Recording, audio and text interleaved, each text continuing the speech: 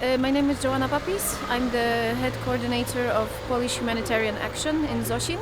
We coordinated the whole border so that every person knows what they're doing, so we don't repeat the actual help. So we coordinated the whole border into, I think, 10 different spots. So spot number one is hot food. So that's the World Central Kitchen. They're helping us a lot. Then we are coordinating the dining room and so-called shop. We call it shop, but of course everything is for free.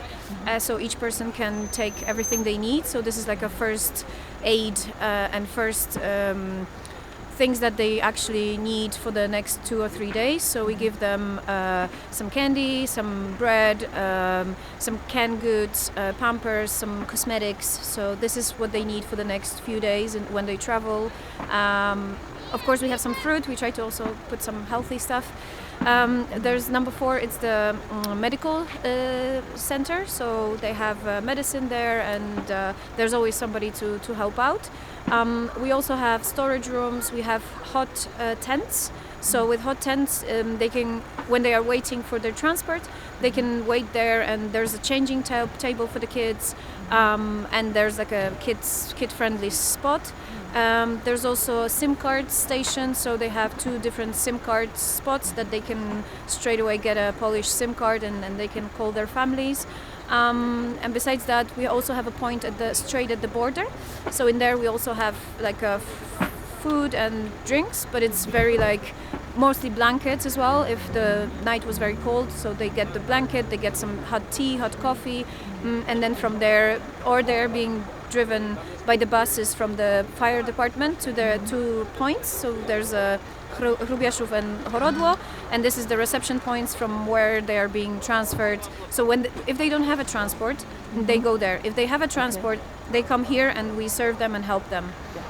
And how many people on average have been coming through per day, would you say? At the beginning it was maybe 20,000 people a day. Wow. Right now it's around 1,500, 2,000. Okay. So and there's the majority, are they only women and children. Only women and Sometimes children. There's a husband, because if they have more than 3 kids, Okay. I think the husband can join. Okay. But besides that, it's or elderly or women and children. Okay. We had few foreigners coming here as well, like students, but it wasn't very, let's say, this is not the main point that they were crossing. So what is the main point that non-Ukrainian refugees are crossing? I would say Medica, and Okay. because it's going straight from Lviv, so Okay. it's the biggest one, and I think it was the one that everybody knew.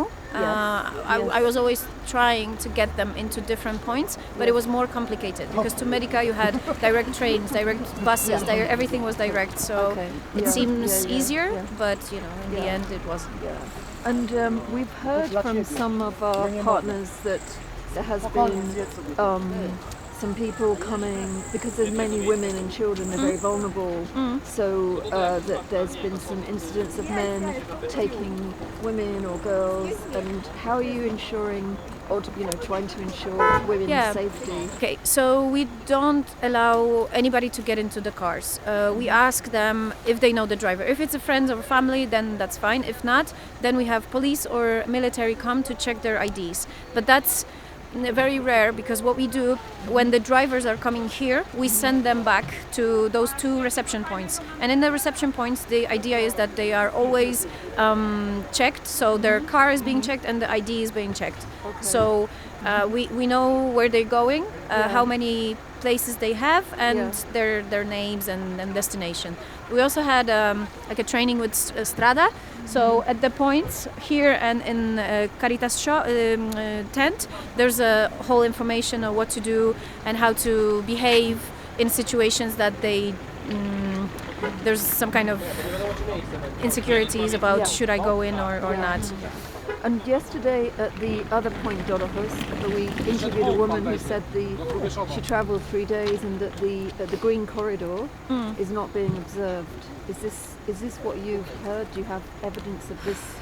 So what we've heard since yesterday, that in Mariupol they finally opened the correct one. So the In real Mariupol, yes, yeah. the corridor is being done. The 2,000 cars actually left, and they are Okay. traveling now. So we're Okay. not sure which crossing they will be crossing, Okay. but which Yeah. border. But they are on their way. And apparently today 3,000 cars are supposed to leave as well.